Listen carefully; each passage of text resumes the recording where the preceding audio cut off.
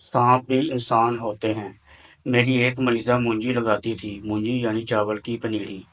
पानी से लबालब भरे खेतों में नन्हे पौधों की जड़ें मिट्टी में लगानी होती हैं। इसी पानी में घूमते फिरते आवारा सांप भी आ निकलते हैं। मुंजी लगाने वालों का सांप संपोलिए का खौफ निकल गया होता है। तो बीबी मुंजी लगा रही थी कि एक लहराता बल खाता सांप इसके पैरों से आ लेटा। बीबी ने सांप को इसकी दुम से पकड़ा। सांप ने सर घुमा के बीबी की आंखों में आंखें डाल ली, जैसे जान बख्शने की दरख्वास्त की। लेकिन बीबी ने इससे नजर चुरा के जोर से घुमाया और करीबी दरख्त से इसका सर दे मारा। सांप तो चला गया, लेकिन इसकी आंखें बीबी के पास रह गई।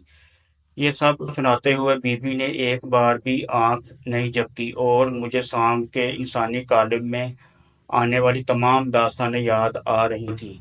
ध्यान बटाने को पूछा, तुम्हें डर नहीं लगा? तो कहती, नहीं डॉक्टर जी, डर कैसा, बस तरस आया था बेचारे सांप पे। सांप भी तो एक तरह के इंसान ही होते हैं। मैंने कहा, फिर इसे बख्श देती, जाने देती। तो कहती है, ना जी, मेरा सारा खानदान इसी खेत में मुंजी लगा रहा था। हम सारे भी तो इंसान ही होते हैं।